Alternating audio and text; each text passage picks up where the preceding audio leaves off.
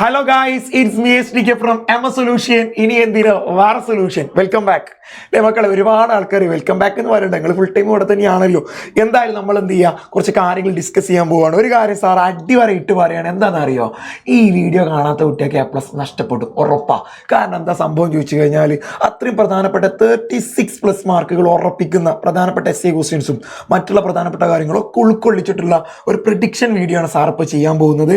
അതായത് സാർ ഇത് ചെയ്യാൻ പോകുമ്പോൾ തന്നെ എന്താ വെച്ചാൽ, ഏറ്റവും പ്രധാനപ്പെട്ട വെയിറ്റേജ് ഉള്ള ചാപ്റ്റേഴ്സ് ഏതാണോ അതിന് കൂടുതൽ ഫോക്കസ് കൊടുത്തിട്ടുള്ളതാണ്. അപ്പോൾ ഇത് കണ്ടിട്ടില്ലെങ്കിൽ ഉറപ്പാ സോഷ്യൽ A+ നഷ്ടപ്പെടും. കണ്ടാലോ A+ നിങ്ങൾക്ക് ഉറപ്പിക്കുക, A+ അല്ല ഫുൾ മാർക്ക് തന്നെ നിങ്ങൾക്ക് ഉറപ്പിക്കുക. കാരണം അത്രയും പ്രധാനപ്പെട്ട പാഠഭാഗങ്ങളിലൂടെയാണ് സാർ എന്ത് ചെയ്യുന്നത്, കടന്നു പോകുന്നത്. ഇവിടെ നോക്കി, ഒന്നാമത്തെ ചാപ്റ്റർ നമ്മളൊരു ആകത്തുക എടുത്തു നോക്കിയാൽ നവോത്ഥാനം ഇൻഫ്ലുവൻസ് ചെയ്ത കുറച്ച് മേഖലകളുണ്ട് അല്ലേ. പെയിന്റിങ്, അതേപോലെ ലിറ്ററേച്ചർ അല്ലേ. പിന്നെ വേണമെങ്കിൽ നമുക്ക് ഇവിടെ എന്ത് പറയാം അറിയോ, സയൻസ് പറയാം കേട്ടോ, സാഹിത്യം. സയൻസ് എന്ന് പറഞ്ഞാൽ ശാസ്ത്രം. ഈ 3 മേഖലകൾ. അതേപോലെ തന്നെ why renaissance emerged in Italy, എന്തുകൊണ്ട് നവോത്ഥാനം ഇറ്റലിയിൽ ഉണ്ടായി. അതേപോലെ റിഫോർമേഷനും കൗണ്ടർ റിഫോർമേഷനും മതനവീകരണവും പ്രതിമത നവീകരണം, ഈ കാര്യങ്ങളൊക്കെ ഉണ്ടല്ലോ. പിന്നെ മക്കൾക്ക് ഇത് വളരെ സിമ്പിളായിട്ട് സാർ ഇത് പറഞ്ഞു തരാം. കാരണം ഈ ഭാഗങ്ങളൊക്കെ ഒരു 5 മാർക്കിന് പ്രതീക്ഷിക്കാൻ പറ്റുന്ന സാധനങ്ങളാണ്. എന്നാലോ ഇത് പഠിച്ചു കഴിഞ്ഞാലോ ഞാൻ 5 മാർക്കിന് വന്നിട്ടില്ലെങ്കിൽ അത് 4-ലോ 3-നൊക്കെ എന്ത് ചെയ്യും, വരും. എന്തായാലും ഒന്നാമത്തെ ചാപ്റ്ററിൽ നിന്ന് പ്രതീക്ഷിക്കാൻ പറ്റുന്ന ക്വസ്റ്റ്യൻസ് ഒന്ന് നോക്കിക്കോ. 1, list out the difference between scholasticism and humanism. അതായത് എക്സാമിന് ഒന്നാമത്തെ ചാപ്റ്ററിൽ നിന്ന് ഒരു കമ്പാരിറ്റീവ് ക്വസ്റ്റ്യൻ താരതമ്യം ചെയ്ത് എഴുതാനുള്ള ഒരു ചോദ്യം വരികയാണെന്നുണ്ടെങ്കിൽ അത് സ്കോളാറ്റിസവും ഹ്യൂമാനിസവും ആയിരിക്കും, ഉറപ്പാണ്. കിട്ടി. അപ്പം എൻ്റെ മക്കൾ എന്താ സ്കോളാറ്റിസം എന്താ ഹ്യൂമാനിസം നമുക്കറിയാം. സ്കോളാറ്റിസം പറഞ്ഞാൽ ഒരു ക്രിസ്തുമത ഗ്രന്ഥമാണ്, ക്രിസ്ത്യൻ തിയോളജിയാണ്, ഫിലോസഫിയാണ് അല്ലേ. മാത്രമല്ല അത് ഏറ്റവും കൂടുതൽ പ്രാധാന്യം കൊടുക്കുന്നത് ഡിവൈൻ ദൈവത്തിനാണ്. അതേപോലെ ആഫ്റ്റർ ലൈഫ് അല്ലേ, മരണാനന്തര ജീവിതത്തിനാണ്.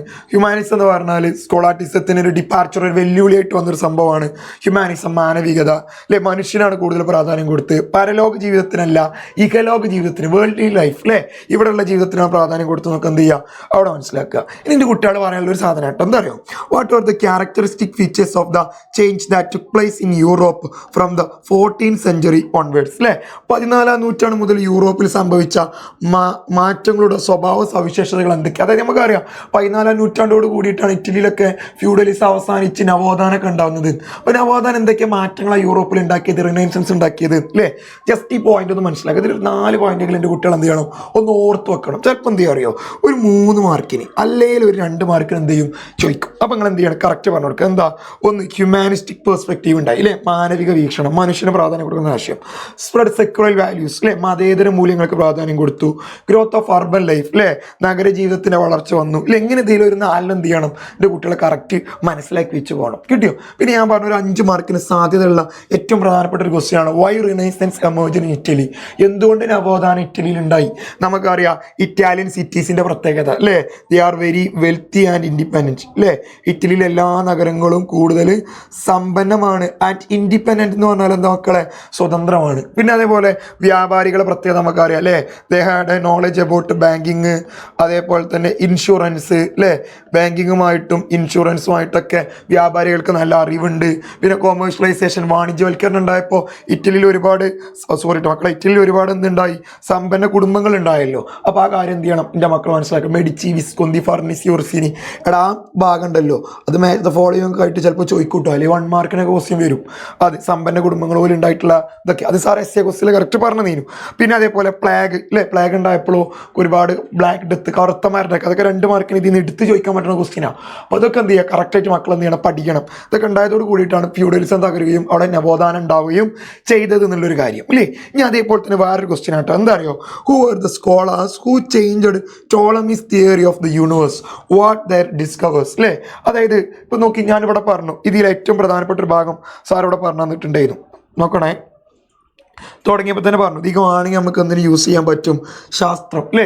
ശാസ്ത്രമായി ബന്ധിപ്പിച്ചൊരു ക്വസ്റ്റ്യൻ ഒരു 3 മാർക്കിനോ 4 മാർക്കിനോ അല്ലെങ്കിൽ ചിലപ്പോൾ അത് 5 മാർക്കിന് തന്നെ. ജ്യോതിശാസ്ത്രം എന്നുള്ളത് ആസ്ട്രോണമി, അനാട്ടമി, ആയുർവേദം ഒന്നിച്ച് ചോദിക്കാൻ സാധ്യതയുണ്ട് ഒരു 5 മാർക്കിനൊക്കെ. അപ്പോൾ സാറിൻ്റെ മക്കൾ എന്ത് ചെയ്യണം, ആ കാര്യങ്ങളൊക്കെ ഒന്ന് കറക്റ്റായിട്ട് മനസ്സിലാക്കി വെച്ച് പോകണം എന്നാണ് എന്ത് ചെയ്യുന്നത് ഇപ്പോൾ സാറ് പറയുന്നത്. ഓക്കെ ആണല്ലോ. അപ്പോൾ ഇപ്പോൾ നമ്മൾ എന്ത് ചെയ്യുക, ചിന്തിക്കേണ്ടത് ശാസ്ത്രവുമായി ബന്ധപ്പെട്ട് ടോളമിയുമായി ബന്ധപ്പെട്ട് ചോദിച്ചിട്ടുള്ളത്. അതേത് ശാസ്ത്ര, ജ്യോതിശാസ്ത്രമാണ് ടോളമി അല്ലേ. നമ്മളെ ഓരോ ഗ്രഹങ്ങളെ കുറിച്ചൊക്കെ പറഞ്ഞു പറഞ്ഞത് സൂര്യനാണെന്നൊക്കെ പറയാം അല്ലേ. ടോളമി പറഞ്ഞത് ഭൂമിയാണ് നടുവിൽ എന്നാണ്. പക്ഷെ ടോളമി എതിർത്ത ആളാണ് കോപ്പർനിക്കസ് അല്ലെ. അയാൾ പറഞ്ഞു the sun is the centre of the universe അല്ലെ. പ്രപഞ്ചത്തിന്റെ നടുഭാഗത്ത് ആരാണ്? സണ്ണാണ്, സൂര്യനാണ്. എർത്ത് ആൻഡ് അതർ പ്ലാനറ്റ്സ് അല്ലെ, ഭൂമിയും മറ്റുള്ള ഗ്രഹങ്ങളൊക്കെ സൂര്യനെ വലയം വെക്കാന്നൊക്കെ പറഞ്ഞു. പിന്നെ കെപ്ലർ എന്താ പറഞ്ഞത് അല്ലെ, ഒരു പ്ലാനറ്റിന്റെ ഒരു ഗ്രഹത്തിന്റെ സ്പീഡ് മനസ്സിലാക്കുന്നത് the distance from the sun അല്ലെ, സൂര്യനിൽ നിന്നുള്ള അകലത്തിനനുസരിച്ച് എന്നൊക്കെ പറഞ്ഞു. ആ കാര്യങ്ങൾ എന്ത് ചെയ്യണം, എന്റെ മക്കൾ മനസ്സിലാക്കണം. പിന്നെ അതേപോലെ ഗലീലിയോ സപ്പോർട്ട് ചെയ്തു അല്ലെ. ആരെ? ഇതൊക്കെ കോപ്പർനിക്കസിനെ സപ്പോർട്ട് ചെയ്തില്ല. കെപ്ലർ, ഗലീലിയോ, ന്യൂട്ടൺ അല്ലെ. ന്യൂട്ടണൊക്കെ ഗ്രാവിയേഷനൊക്കെ കൊണ്ടുവന്നു. അപ്പൊ ഇതൊക്കെ ഒന്ന് നാഗത്തുകേട്ടിന്റെ കുട്ടികൾ എന്ത് ചെയ്താൽ മതി, കറക്റ്റ് പറഞ്ഞു കൊടുത്താൽ മതി. ആ ഭാഗം എന്ത് ചെയ്യും, അവിടെ സെറ്റ് ആവും. ഇനി അടുത്ത് നോക്കി, explain about reform movement and counter reform movement അല്ലെ. മതനവീകരണവും പ്രതിമത നവീകരണത്തെ കുറിച്ച് എന്ത് ചെയ്യുക, ജസ്റ്റ് ഒന്ന് വിവരിക്കാനാണ് പറഞ്ഞത്. ഇത് ചിലപ്പോൾ 5 മാർക്കും ചോദിക്കും. ഞാൻ അങ്ങനെ ചോദിച്ചിട്ടില്ലേ മക്കളെ, അത് 3 മാർക്കിനേക്കാരും ചോദിക്കുക. ഇങ്ങനൊക്കെ പാട് കൂട്ടിയിട്ട് സാർ 36 എന്ന് പറയുന്നത് കേട്ടോ. അപ്പൊ മതനവീകരണം പ്രതിമത നമുക്കറിയാം അല്ലെ. കത്തോലിക്ക സഭയിൽ സെയിൽ ഓഫ് ഇന്റലിജൻസ്, പാപവിമോചന പത്രിക വിൽക്കുന്നു അല്ലെ. അതിനെ പ്രോത്സാഹിപ്പിക്കാൻ വന്ന ആളാണ് ടെറ്റ്സൽ. അതിനെതിർത്ത് മാർട്ടിൻ ലൂതർ ജർമ്മനിയിൽ 1517 95 തീസിസ് അല്ലെ, 95 പ്രബന്ധങ്ങൾ ഉണ്ടാക്കി. അത് എന്നിട്ട് വിറ്റൻബർഗ് ചർച്ചിന്റെ ഡോറിൽ കൊണ്ടുപോയിട്ട് ഒട്ടിച്ചു വെച്ചു എന്നൊക്കെ പറഞ്ഞു അല്ലേ. അങ്ങനെയാണ് റിഫോം മൂവ്മെന്റ് തുടങ്ങുന്നത്. അതിന് ഇംഗ്ലണ്ടിലെ നേതാക്കന്മാർ അതൊക്കെ നമ്മൾ എന്ത് ചെയ്യുക, ജസ്റ്റ് മനസ്സിലാക്കുക. എന്നിട്ട് കൗണ്ടർ റിഫോർമേഷൻ, പ്രതിമത നവീകരണം. എന്താ റിഫോം മൂവ്മെന്റ് ഉണ്ടായപ്പോൾ അതിനെ തുടർന്നിട്ട് എന്ത് ചെയ്തു, കത്തോലിക്ക ചർച്ച് സ്വയം ഇനിഷ്യേറ്റ് ചെയ്യാണ്. എന്തിനു വേണ്ടിയിട്ട്? ടു റിഫോം ഇറ്റ് സെൽഫ് അല്ലെ. സ്വയം നന്നാവാൻ വേണ്ടിയിട്ട് ശ്രമിക്കുകയാണ്, തിരുത്താൻ ശ്രമിക്കുകയാണ്. അങ്ങനെ ലീഡേഴ്സൊക്കെ ഇറ്റലിയിലെത്തി, ഓരെല്ലാവരും ഒരുമിച്ച് കൂടി. എന്നിട്ടോ സെയിൽ ഓഫ് ഇന്റലിജൻസസ് അല്ലെ, പാപമോചന പത്രികയൊക്കെ വിൽപ്പന നിരോധിച്ചു പറഞ്ഞല്ലോ. ആ ഒരു ക്വസ്റ്റ്യൻ എന്ത് ചെയ്യണം, മക്കൾ കറക്റ്റായിട്ട് പഠിക്കണം. ഇനി സെക്കൻഡ് ചാപ്റ്റർ അത്യാവശ്യം വലിയ വെയിറ്റേജ് ഒന്നും ഇല്ല. സെക്കൻഡ് ചാപ്റ്ററിന് കുറച്ച് വെയിറ്റേജ് ഉള്ള ചാപ്റ്ററാണ്. ഇപ്പോൾ ഇമ്പോർട്ടൻ്റ് ഉള്ള കാര്യങ്ങൾ, ഇപ്പോൾ ഈ പറയപ്പെട്ട കാര്യങ്ങളൊക്കെയാണ് സെക്കൻഡ് ചാപ്റ്ററിന് പ്രധാനമായിട്ടും പഠിക്കാനുള്ളത്. ഒന്ന് reasons of French revolution, French വിപ്ലവത്തിന്റെ കാരണങ്ങൾ. അതേപോലെ ഗ്രോത്ത് ഓഫ് മിഡിൽ ക്ലാസ്, മധ്യവർഗത്തിന്റെ ഉയർച്ച, ഐഡിയോളജീസ്, ഇങ്ങനെയുള്ള കാര്യങ്ങളാണ് ഇതിൽ പ്രധാനമായിട്ടുള്ള പഠിക്കേണ്ടത്. എന്ന് വെച്ച് കഴിഞ്ഞാൽ ഒന്ന് സാർ പറഞ്ഞുതരാം. ഒന്ന് reasons of French revolution, French വിപ്ലവത്തിന്റെ കാരണങ്ങൾ. ഒന്ന് ഫ്രഞ്ച് സൊസൈറ്റി, എസ്റ്റേറ്റുകളില്ലേ, അത് പറഞ്ഞു കൊടുക്കാൻ പറ്റും. പിന്നെ അതേപോലെ അവിടുത്തെ സിറ്റുവേഷൻസ്, പശ്ചാത്തലം, മറ്റേ റൂളേഴ്സിന്റെ ഡെസ്പോട്ടിക് റൂൾ അല്ലേ, സ്വേച്ഛാധിപത്യ ഭരണം, ലൂയി 60 ഒരു ടാക്സ് വിരിക്കണ കാര്യങ്ങൾ ഇല്ലേ, ഡിവൈൻ റൈറ്റ് തിയറി, ആ കാര്യങ്ങളൊക്കെ അതിന്റെ കാരണങ്ങളായിട്ട് പറയാൻ പറ്റും. പിന്നെ ഏറ്റവും ഇമ്പോർട്ടൻ്റ് ആയിട്ടുള്ള ഒരു 3 മാർക്കിന്റെ ചോദ്യമാണ് ഗ്രോത്ത് ഓഫ് മിഡിൽ ക്ലാസ്, മധ്യവർഗത്തിന്റെ ഉയർച്ച. അതായത് സാധാരണക്കാരുടെ കൂട്ടത്തിൽ കുറെ ആളുകൾ അഗ്രികൾച്ചർ സ്പ്രെഡ് ആയിപ്പോൾ, കൃഷി വ്യാപകമായപ്പോൾ അവിടെ ഒരുപാട് വലിയ വലിയ സിറ്റികൾ വന്നു. അവിടേക്ക് തൊഴിലന്വേഷിച്ച് പോവുകയും ഒരു നല്ലോണം വെൽത്തി സമ്പന്നരായി മാറി അല്ലേ. ആ കാര്യം ഉണ്ടല്ലോ, അത് ഇമ്പോർട്ടൻ്റ് ഉള്ള കാര്യമാണ്. ഇനി ഇതിൽ ഏറ്റവും ഐഡിയോളജീസ്, അതിന്റെ മക്കൾ കറക്റ്റായിട്ട് എന്ത് ചെയ്യണം, പഠിക്കണം. പിന്നെ പറയുന്നത് സെപ്റ്റംബർ മെസാക്രും നെപ്പോളിയനും. ഇത്രയും കാര്യങ്ങളാണ് സാറ് ഏറ്റവും കൂടുതൽ ഇമ്പോർട്ടൻ്റ് ആയിട്ടുള്ള കാര്യങ്ങളായിട്ട് നിങ്ങൾക്ക് പറഞ്ഞു തരാൻ പോകുന്നത്. ഇതിലാറെ ചുരുക്കരുത് കിട്ടുക, ഇതിലാറെ ചുരുക്കിയ വിഷയമാവും. കിട്ടിയോ? അപ്പോൾ സാർ എന്ത് ചെയ്യുന്നു, ബാക്കിയുള്ള കാര്യങ്ങളിലേക്ക് കിടക്കുകയാണ്. ഒന്ന് തിങ്കേഴ്സ് അല്ലേ. തിങ്കേഴ്സ് 3 ആൾക്കാരുണ്ട്, റൂസോ, വോൾട്ടയർ, അതേപോലെ മൊണ്ടസ്ക്യൂ. ഇവരിൽ എന്താ ചിന്തിക്കേണ്ടത് വെച്ചാൽ, ഒന്ന് ഇവരെന്താണ് പറഞ്ഞത് എന്നുള്ളൊരു കാര്യം എന്ത് ചെയ്യുക, ചിന്തിക്കുക. ഇപ്പോൾ റൂസോ പറഞ്ഞതാണ് men are born in free but everywhere he's in chains അല്ലെ. മനുഷ്യൻ എന്ത് ചെയ്യുന്നു, സ്വതന്ത്രനായി ജനിക്കുന്ന എല്ലായിടത്തും അവൻ എന്ത് ചെയ്യുന്നു, ചെങ്ങലകളിലാണെന്ന് പറഞ്ഞത് ആരാണ്? റൂസോ ആണ്. റൂസോ പറഞ്ഞ വേറെ കാര്യമുണ്ട്, good laws created good citizen അല്ലേ. നല്ല നിയമങ്ങളൊക്കെ നല്ല പൗരന്മാരുണ്ടാക്കുന്നതാണ് റൂസോ പറഞ്ഞത്. വോൾട്ടയറോ, അയാൾ ആരാ? ഫിലോസഫറാണ്, ഹിസ്റ്റോറിയനാണ്. അയാൾ ആരെ എതിർത്തു? ഒപ്പോസ്ഡ് ദ ക്ലർജി, പുരോഹിതന്മാരെ എതിർത്തു. ഇങ്ങനെ മാത്രം പഠിച്ചാൽ. ഈ Montesquieu opposed the evils of church, പുരോഹിതന്മാരുടെ അനാചാരങ്ങൾ അല്ലേ, ഓരോ ദൂഷ്യങ്ങളൊക്കെ എന്ത് ചെയ്തു, എതിർത്തു അല്ലേ. അതേപോലെ തന്നെ അയാൾ ഉണ്ടാക്കിയൊരു ബുക്കാണ് സ്പിരിറ്റ് ഓഫ് ലോ, അയാളെ പ്രധാനപ്പെട്ട ഒരു വർക്കാട്ടോ. ജസ്റ്റ് അത്രമാത്രം എന്ത് ചെയ്താൽ മതി, അവിടെ മനസ്സിലാക്കിയാൽ മതി. ഇനി ടാർഗോനി നെക്കറിനൊന്നും സാർ എന്ത് ചെയ്യുന്നില്ല, കൂടുതൽ പറയുന്നില്ല. മധ്യവർഗത്തിന്റെ കാര്യം സാർ നേരത്തെ പറഞ്ഞല്ലോ, ഇമ്പോർട്ടൻ്റ് ആണ്. ആ കാര്യം എന്ത് ചെയ്യുക, ജസ്റ്റ് മനസ്സിലാക്കുക. പിന്നെ അവിടെ മനസ്സിലാക്കേണ്ടത് നെപ്പോളിയനാണ്. നെപ്പോളിയന്റെ റിഫോംസ് അല്ലേ, ലീഗൽ റിഫോംസ് കൊണ്ടുവന്നില്ലേ, നിയമപരിഷ്കാരങ്ങളൊക്കെ, ഒരു ഫ്യൂഡൽ നിയമങ്ങൾ അവസാനിപ്പിച്ചു, ആ കാര്യങ്ങൾ. അതേപോലെ തന്നെ ഒരു കൺകോഡറ്റ് എന്ന് പറയുന്ന സംഭവം ഉണ്ടാക്കിയില്ലേ, പുരോഹിതന്മാർക്ക് എന്ത് അവകാശങ്ങൾ പുനഃസ്ഥാപിക്കാനുള്ള ഒരു സംഭവം. എഡ്യൂക്കേഷൻ റിഫോംസ്, വിദ്യാഭ്യാസ സ്ഥാപനങ്ങൾ സ്ഥാപിച്ചത്. ഇക്കണോമിക് റിഫോംസിൽ ഒരു ബാങ്കൊക്കെ ഉണ്ടാക്കിയില്ലേ, ഫ്രാൻസിന് ബാങ്ക് ഓഫ് ഫ്രാൻസ്. ഇതിൽ എന്ത് ചെയ്യുക, ഒരു 4 നിങ്ങൾ പഠിച്ചു വെച്ചാൽ മതി. 1, 2, 3, 4, 5 ഉണ്ട്. 4 എന്ത് ചെയ്താൽ മതി, പഠിച്ചാൽ മതി, കൂടുതലൊന്നും പഠിക്കേണ്ട. ഇനി 4ാമത്തെ ചാപ്റ്ററിൽ പോകുമ്പോഴാ, 4ാമത്തെ ചാപ്റ്ററിൽ നമുക്ക് ചിലപ്പോൾ കരുതും കുറേ കാര്യങ്ങൾ പഠിക്കാണ്ടുണ്ട്. പക്ഷെ 4 മാർക്കിന് 4ാമത്തെ ചാപ്റ്ററിന് വെയിറ്റേജ് ഉള്ളൂ. അഥവാ ഇനി വെയിറ്റേജ് മാറി ചോദിക്കുകയാണെങ്കിൽ ഉറപ്പാണ് 4ാമത്തെ ചാപ്റ്ററിന് 5 മാർക്കിൻ്റെ ഒരു എസ് നിങ്ങൾക്ക് പ്രതീക്ഷിക്കുക. അതേതായിരിക്കും അറിയോ? അത് ഒന്നാം ലോക യുദ്ധകാരം. കിട്ടിയോ? പിന്നെ മക്കൾക്ക് ഇനി ഓരോ 4ാമത്തെ ചാപ്റ്ററിന് ഇമ്പോർട്ടൻ്റ് കാര്യങ്ങൾ ഇങ്ങനെ സാറ് പറഞ്ഞുതരാൻ പോവാണ്. ഒന്ന്, geographical exploration had far reaching consequences. Let's examine some of them. അല്ലേ? ഭൂമിശാസ്ത്രപരമായ പര്യവേഷണങ്ങൾക്ക് ദൂരവ്യാപകമായ പ്രത്യാഘാതങ്ങൾ ഉണ്ടായിരുന്നു. അവയിൽ ചിലത് നമുക്ക് പരിശോധിക്കാം. ഈ ഒരു ചോദ്യം കിട്ടി. എന്താണ് ഭൂമിശാസ്ത്രപരമായ പര്യവേഷണങ്ങൾ നടത്തിയപ്പോൾ യൂറോപ്യൻ രാജ്യങ്ങളാണല്ലോ നടത്തിയത് അല്ലേ? നമ്മൾ പറഞ്ഞു Portugal, Spain, England, France, Netherland, പോസിഫ്രൈൻ എന്നൊക്കെ പറഞ്ഞിനി. ഇതിലൊരുപാട് പ്രദേശങ്ങൾ കീഴടക്കി അത് ഭരിക്കാൻ തുടങ്ങി, അവിടെ കോളനിയാക്കി മാറ്റി എന്നൊക്കെ പറഞ്ഞിനി. എന്തൊക്കെ പ്രത്യേകതകൾ ഉണ്ടായത് ഭൂമിശാസ്ത്ര പര്യവേഷണങ്ങൾ കഴിഞ്ഞപ്പോൾ? അല്ലെ, Atlantic cost emerged as the most important trade root. അല്ലേ? അതായത് അറ്റ്ലാന്റിക് തീരം എന്ത് ചെയ്തു? ഏറ്റവും പ്രധാനപ്പെട്ട ഒരു വ്യാപാര പാതയായിട്ട് മാറി. അല്ലേ? അതേപോലെ അമേരിക്ക, ആഫ്രിക്ക, ഏഷ്യ, അതേപോലെ ഈ 3 വൻകരകളെ യൂറോപ്പുമായി ബന്ധിപ്പിക്കുന്ന ഒരു കണക്റ്റിംഗ് പോയിന്റ് ആയിട്ട് എന്ത് ചെയ്തു?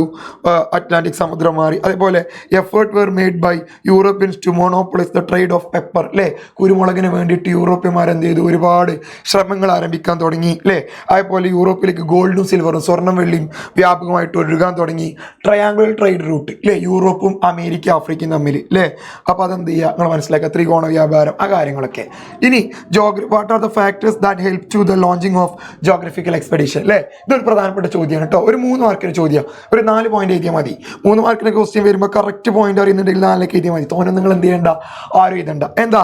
ഭൂമിശാസ്ത്രപരമായ പര്യവേക്ഷണം ആരംഭിക്കുന്നതിന് സഹായിക്കുന്ന ഘടകങ്ങൾ എന്തൊക്കെയാണ്? എന്തായാലും എന്ത് ചെയ്യണം? എൻ്റെ കുട്ടികളെ പറഞ്ഞ് പഠിച്ചു പോകണം. കിട്ടിയോ? ഒന്നെന്താ അടിപൊളി കപ്പലുകൾ നിർമ്മിച്ചിരുന്നു. Building of advanced ship. അല്ലേ? പിന്നെ ഇൻവെൻഷൻ ഓഫ് കോമ്പസ്, ദിശ കണ്ടെത്താൻ പറയുന്ന ഉപകരണം അല്ലേ? അതിൻ്റെ കണ്ടുപിടുത്തം. സപ്പോർട്ട് ഓഫ് റൂളേഴ്സ്, ഭരണാധികാരികളെ പിന്തുണ. അതേപോലെ രാജാക്കന്മാരുടെ പിന്തുണ പറഞ്ഞു. സ്ട്രോങ് മിലിറ്ററി പവർ, ശക്തമായ സൈനിക ശേഷി. ഇങ്ങനത്തെ കാര്യങ്ങളൊക്കെ ഉണ്ടല്ലോ. അതിൻ്റെ മക്കൾ കറക്റ്റായിട്ട് പഠിക്കുക. അതിനുള്ള ട്രിക്കാണ് സാർ ഈ പറഞ്ഞു തന്നീനതൊക്കെ. അല്ലേ? കപ്പലുണ്ട്, അതേപോലെ രാജാക്കന്മാരെ പിന്തുണ അവിടെ കാണുന്നുണ്ട്, സ്ട്രോങ് മിലിറ്ററി പവർ അതുണ്ട്, പിന്നെ ഇവിടെ നോക്കി കോമ്പസ് ഉണ്ട്, മാപ്പ് നിർമ്മാണം ഉണ്ട്, കാർട്ടോഗ്രഫി. അല്ലേ? അങ്ങനെ തന്നെ എന്ത് ചെയ്താൽ മതി? പഠിച്ചാൽ മതി. ഇനി 4ാമത്തെ ചാപ്റ്ററിന് ഭൂമിശാസ്ത്ര പര്യവേഷണവുമായി ബന്ധപ്പെട്ടൊന്നും ജോഗ്രഫിക്കൽ എക്സ്പെഡിഷനുമായി ബന്ധപ്പെട്ട് ചോദ്യം വന്നിട്ടില്ലെങ്കിൽ പിന്നെ നിങ്ങൾക്ക് സാധ്യതയുള്ള ഇൻഡസ്ട്രിയൽ റവല്യൂഷനാണ്, വ്യാവസായിക വിപ്ലവം. വ്യാവസായിക വിപ്ലവത്തിൻ്റെ അല്ലേ റിസൾട്ട് അല്ലെങ്കിൽ മേജർ ചേഞ്ചസ്, മാറ്റങ്ങൾ എന്തൊക്കെയാണെന്നൊക്കെ എന്ത് ചെയ്യും? ചോദിക്കും. നമുക്കറിയാം അല്ലേ? പ്രൊഡക്ഷൻ മെഷീനൈസ്ഡ്, ഉൽപ്പാദനം എന്ത് ചെയ്തു? യന്ത്രവൽക്കരിക്കപ്പെട്ടു. അതേപോലെ തന്നെ advancement in metallurgy leading to the production of അല്ലേ ബെറ്റർ ടൂൾസ്, ലോക സംസ്കരണ വിദ്യകളൊക്കെ ഉണ്ടായപ്പോൾ അടിപൊളി ഒരു ഇരുമ്പ് ഉപകരണങ്ങളും മറ്റുള്ള ലോഹോപകരണങ്ങളൊക്കെ ഉണ്ടാക്കാൻ കഴിഞ്ഞു. അതേപോലെ തന്നെ പിന്നെ നമുക്ക് വേറെയും കുറേ കാര്യങ്ങൾ പറയാൻ പറ്റും. എന്ത്? ട്രാൻസ്പോർട്ടേഷൻ ഫെസിലിറ്റീസ് ഡെവലപ്ഡ്, ഗതാഗത സൗകര്യങ്ങൾ ഉയരാൻ തുടങ്ങി. അതേപോലെ ഊർജ്ജ സ്രോതസ്സായിട്ട് എന്ത് ഉപയോഗിച്ചു? സ്റ്റീം. അല്ലേ? Was used of as A source of energy, ഊർജ്ജ സ്രോതസ്സായിട്ട് ആവി ഉപയോഗിച്ചു. അല്ലേ? ഇതൊക്കെ പഠിക്കാൻ സുഖം കണ്ടോ? റോഡ്, അതേപോലെ മെറ്റലർജി, അതേപോലെ സ്റ്റീം, ആവി യന്ത്രം. അല്ലേ? ലോക സംസ്കരണം ഉണ്ടായതുകൊണ്ടല്ലേ ഇരുമ്പ് ഉപകരണങ്ങൾ ഉണ്ടായത് അത്. അല്ലേ? അപ്പം അങ്ങനത്തെ കാര്യങ്ങളൊക്കെ എൻ്റെ കുട്ടികൾക്ക് കറക്റ്റായിട്ട് എന്ത് ചെയ്യാൻ പറ്റും? പറയാൻ പറ്റും എന്നുള്ളൊരു കാര്യം എന്ത് ചെയ്യുക? ചിന്തിക്കുക. 4 പോയിന്റ് എന്ത് ചെയ്താൽ മതി? പഠിച്ചു പോയാൽ മതി. കൂടുതലൊന്നും എന്ത് ചെയ്യണ്ട, പഠിക്കേണ്ട. ഇനി ഈ ചാപ്റ്ററിൽ നിന്ന് 1ാം ലോക യുദ്ധമായിട്ട് എസ് 4ാമത്തെ ചാപ്റ്റർ എന്നുണ്ടെങ്കിൽ എഴുതി വെച്ചോ. വേണമെങ്കിൽ ഇങ്ങനെ തന്നെ പറഞ്ഞുതരാം. SSLC പബ്ലിക് എക്സാം 2026 നാളത്തെ സോഷ്യൽ സയൻസിന്റെ ക്വസ്റ്റ്യൻ പേപ്പറിൽ 4ാമത്തെ ചാപ്റ്ററിൽ നിന്നാണ് എസ് വരുന്നത് എങ്കിൽ അത് ഫസ്റ്റ് വേൾഡ് വാറിനെ കുറിച്ചായിരിക്കും, അത് 1ാം ലോക യുദ്ധത്തെ കുറിച്ചായിരിക്കും. ഉറപ്പിച്ചു വെച്ചോ. കിട്ടിയോ? അപ്പം എൻ്റെ മക്കളോട് പറഞ്ഞു തരാനുള്ളത്, 1ാം ലോകത്തെ കുറിച്ച് ചോദിക്കുമ്പോൾ നിങ്ങൾ എന്ത് ചെയ്തിട്ടുണ്ട്? ഒന്ന് ഇമ്പീരിയലിസ്റ്റ് റൈവലറി, 3 റീസൺസ് ചെയ്തിട്ടുണ്ട്. അത് യുദ്ധത്തെ കുറിച്ച് ചോദിക്കുമ്പോൾ റീസൺ, അതിൻ്റെ റിസൾട്ട്. കേട്ടോ? കാരണങ്ങൾ എന്തൊക്കെയാണ്, അതിൻ്റെ ഫലങ്ങൾ എന്തൊക്കെയാണെന്ന് മാത്രം എഴുതി കൊടുക്കുക. 3 റീസൺസ്: സാമ്രാജ്യത്വ വൈരാഗ്യം, അതായത് അല്ലെങ്കിൽ മത്സരം, ഇമ്പീരിയലിസ്റ്റ് റൈവലറി; എക്സ്ട്രീം നാഷണലിസം, തീവ്ര ദേശീയത; മിലിറ്ററി അലയൻസ്, സൈനിക സഖ്യങ്ങളുടെ രൂപീകരണം, ഫോർമേഷൻ ഓഫ് മിലിറ്ററി അലയൻസ്; അതേപോലെ ട്രിപ്പിൾ അലയൻസ്, ട്രിപ്പിൾ എൻഡിങ്, കീജയ്, ഇഫ്ര, അല്ലെ ഇംഗ്ലണ്ട്, ഫ്രാൻസ്, അങ്ങനെയൊക്കെ പറഞ്ഞത് ഇനി ഓരോന്ന്. പിന്നെ ഇമ്പീരിയലിസ്റ്റ് റൈവലറിയിൽ ഓൾഡ് ഇമ്പീരിയൽ പവറും ന്യൂ ഇമ്പീരിയൽ പവറും, പഴയ സാമ്രാജ്യത്വ രാജ്യങ്ങളും പുതിയ സാമ്രാജ്യത്വ രാജ്യങ്ങളും. അല്ലേ? ഇഫ്ര ഇംഗ്ലണ്ടും ഫ്രാൻസാണ് പഴയ സാമ്രാജ്യത്വ രാജ്യങ്ങൾ, ബെൽജിയം, ഇറ്റലി, ജപ്പാൻ, USA. അല്ലേ? Japan, USA, Germany. ബിജുജി എന്നൊക്കെ ആലോചിച്ചാൽ മതി. ഇവരാണ് ഇവർ തമ്മിൽ എന്ത് ചെയ്യാണ്? പുതിയ പ്രദേശങ്ങൾ ഇൻവേഡ് ചെയ്യാൻ, ആക്രമിക്കാൻ വേണ്ടിയിട്ട് പ്ലാൻ ഇടുന്നു. പക്ഷെ ഇവിടെ ഒരു എന്തായിരുന്നു? റൈവലറി, അല്ലെ? ഒരു മത്സരം ഉണ്ടാവാണ്, ശത്രുത. ആരൊക്കെ തമ്മിൽ? ഓൾഡ് ഇമ്പീരിയൽ പവറും ന്യൂ ഇമ്പീരിയൽ പവറും, പഴയ സാമ്രാജ്യത്വ രാജ്യങ്ങളും പുതിയ സാമ്രാജ്യത്വ രാജ്യങ്ങളും തമ്മിൽ. അപ്പോൾ അതെന്ത് ചെയ്യുക? എൻ്റെ മക്കൾ മനസ്സിലാക്കുക. ഇനി 6ാമത്തെ chapter, mass movement for freedom. ഇതിൽ പ്രധാനമായിട്ടും എസ് ടോപ്പിക്കായിട്ട് വരുന്നത് 3 നിസ്സഹകരണം, സിവിൽ, കിറ്റ് ഇന്ത്യ. അല്ലേ? Non cooperation, civil, quit India. ഈ 3 ഈ ക്രിസ്മസ് എക്സാമിന് ചോദിച്ച നിസ്സഹകരണ സമരമാണ്. അതുകൊണ്ട് ഞാൻ വീണ്ടും ഉറപ്പിച്ചു പറയുന്നു, 6ാമത്തെ ചാപ്റ്ററിന് എസ് വരുന്നുണ്ട് എങ്കിൽ അതെന്തായിരിക്കും മക്കളെ? മക്കളെ നോൺ കോപ്പറേഷൻ മൂവ്മെന്റ് ആയിരിക്കും, നിസ്സാരണ സമരമായിരിക്കും. സാർ അത് അത്രയും സ്ട്രൈക്ക് ചെയ്ത് പറയാണ്. അല്ല, ഇനി മാറി ചോദിക്കുകയാണെന്നുണ്ടെങ്കിൽ ഇന്ത്യ ഒരു സാധനം പറയണത് പിന്നെ അത് സിവിലോ കിറ്റ് ഇന്ത്യ ആവാൻ സാധ്യത ഉണ്ട്. അപ്പോൾ എന്തായാലും ഇമ്പോർട്ടുള്ള മാത്രം പഠിക്കുക.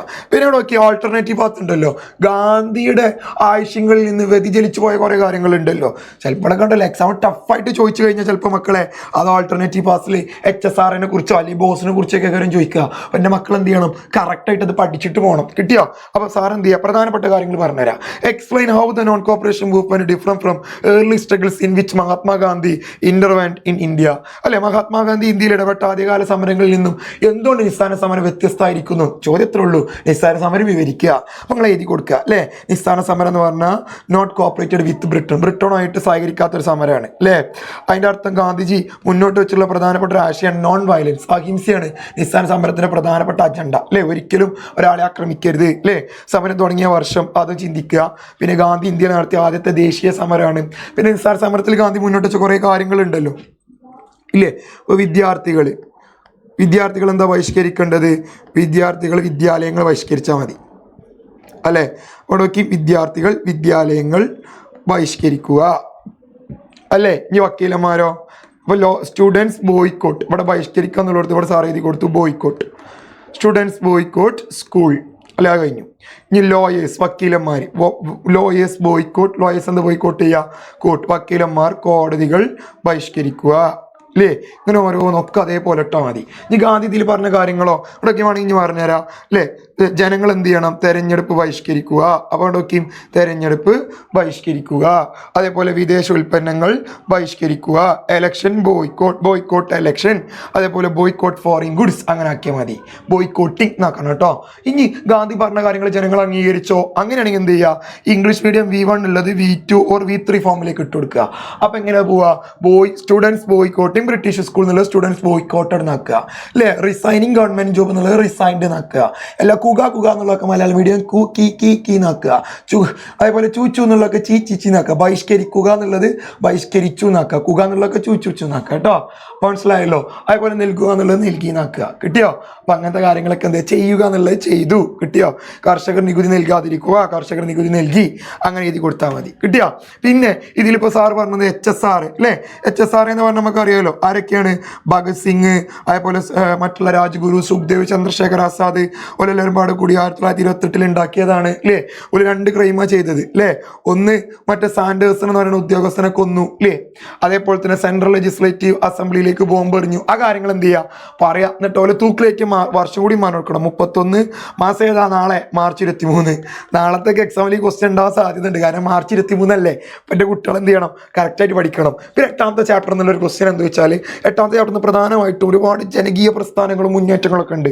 എന്തായാലും 8ാമത്തെ ചാപ്റ്റർ അല്ലേ, ഡെമോക്രസി ആൻഡ് ഇന്ത്യൻ എക്സ്പീരിയൻസ്, ജനാധിപത്യ ഇന്ത്യൻ അനുഭവം. ഏകദേശം ഒരു 10, 24, 16 പ്രസ്ഥാനങ്ങളുടെ അഭിപ്രായത്തിൽ ഈ ചാപ്റ്ററിൽ നിന്ന് പഠിക്കാണ്ട്.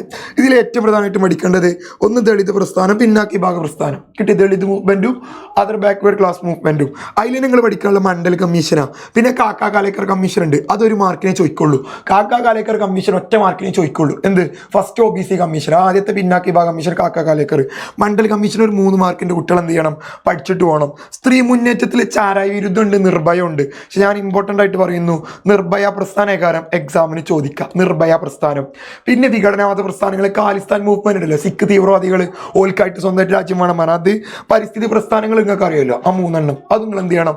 കറക്റ്റായിട്ട് പഠിച്ചു പോയാൽ ഈ ചാപ്റ്റർ ഓക്കെയാണ്. പിന്നെ എന്താ വെച്ച് കഴിഞ്ഞാൽ ജനാധിപത്യം നേരിടുന്ന, ഡെമോക്രസി നേരിടുന്ന ഒരുപാട് ചലഞ്ചസ് ഉണ്ട്, വെല്ലുവിളികൾ അല്ലേ. അതിലൊരു സാധനമാണ് കറപ്ഷന്, അഴിമതി. അതേപോലെ ക്രിമിനലൈസേഷൻ ഓഫ് പൊളിറ്റിക്സ്, രാഷ്ട്രീയത്തിലെ ക്രിമിനൽ വൽക്കരണം. 2-1 ചിലപ്പോൾ എക്സാം ടഫ് ആണെന്നുണ്ടെങ്കിൽ അങ്ങനത്തെ ഒരു ചോദ്യം എന്ത് ചെയ്യും? ഉറപ്പായിട്ട് നിങ്ങൾക്ക് പ്രതീക്ഷിക്കാൻ പറ്റും. ഓക്കെ. അപ്പോൾ ഈ പറയപ്പെട്ട പരിസ്ഥിതി പ്രസ്ഥാനങ്ങളുണ്ടല്ലോ, Chipko movement, Narmada Bachao Andolan, Silent Valley, നിങ്ങൾ ഇതിലെന്ത് ചിന്തിക്കണ്ടോ വെച്ചാൽ ആരതിൻ്റെ ലീഡർ, എന്താണ് റീസൺ, കാരണം എന്താണ്, റിസൾട്ട് എന്താണ്? ഇത്രമാത്രം. ഇപ്പൊ നർമ്മദ ബച്ചാവോ ആന്തോളൻ നേതാവാര മേധാ പട്കർ. റീസൺ എന്താ? നർമ്മദാ നദിയിലെ സർദാർ സരോവർ അണക്കെട്ടിലെ ഒരു റിവർ പ്രൊജക്ട് ഉണ്ടാവാണ്. അതിനെതിരെ നടന്ന സമരമാണെന്ത് ഈ പറയപ്പെട്ടിട്ടുള്ള നർമ്മദ ബച്ചാവോ ആന്തോളൻ. നേതാവാര മേധാ പട്കർ അല്ലേ. അപ്പോൾ അതിന്റെ റിസൾട്ട് എന്താ? ഗവൺമെന്റ് ഇവർ പറഞ്ഞ കുറച്ച് ഡിമാൻഡുകളൊക്കെ എന്ത് ചെയ്തിട്ടുണ്ട്? അംഗീകരിച്ചിട്ടുണ്ട്. ചിപ്കോ പ്രസ്ഥാനത്തിന് നേതാവാര സുന്ദർലാൽ ബഹുഗുണ. റീസൺ എന്താ അല്ലേ? നമുക്കറിയാം നമ്മുടെ ഉത്തരാഖണ്ഡിൽ ഹിമാലയൻ പർവ്വനിരകളിൽ ഫെല്ലിംഗ് ട്രീസ് അല്ലെ വൃക്ഷങ്ങൾ മുറിക്കുന്നതിനെ നടന്ന സമരം. റിസൾട്ട് എന്താ അല്ലെ? ഏത് രീതിയിലെ സമരങ്ങൾ ഉണ്ടായിരുന്നത് അല്ലെ? എല്ലാവരും മരത്ത് എന്ത് ചെയ്യുന്നു? ആലിംഗനം ചെയ്യുന്ന രീതിയിലാണ് എന്ത് ചെയ്യുന്നത്? സമരം നടന്നത്. എംബ്രേസിങ് ട്രീസ് എന്ന് പറഞ്ഞത് മരത്തെ ആലിംഗനം ചെയ്യുക, വൃക്ഷത്തെ ആലിംഗനം ചെയ്യുന്ന രീതിയിലുള്ള സമരങ്ങളൊക്കെയാണ് നടത്തിയത്. അപ്പോൾ ഇത് അവിടെ അത്രമാത്രം എന്ത് ചെയ്താൽ മതി? എൻ്റെ മക്കൾ പഠിച്ചാൽ മതി. ഇനി താല്പര്യം നിങ്ങളൊരു കർഷക പ്രസ്ഥാനം കൂടിയാണ് പഠിച്ചാണ്ടല്ലോ 36+ മാർക്ക് എന്ത് ചെയ്യും? ഉറപ്പായിട്ടുണ്ടാവും. അത്രയും കാര്യങ്ങളാണ് സാർ എന്ത് ചെയ്യുന്നത് ഇപ്പോൾ പറഞ്ഞു തരാൻ ആഗ്രഹിക്കുന്നത്, ഉദ്ദേശിച്ചത്. മക്കൾ അടിപൊളിയായിട്ട് പഠിച്ചോ, കാര്യങ്ങൾ സെറ്റ് ആവും കേട്ടോ.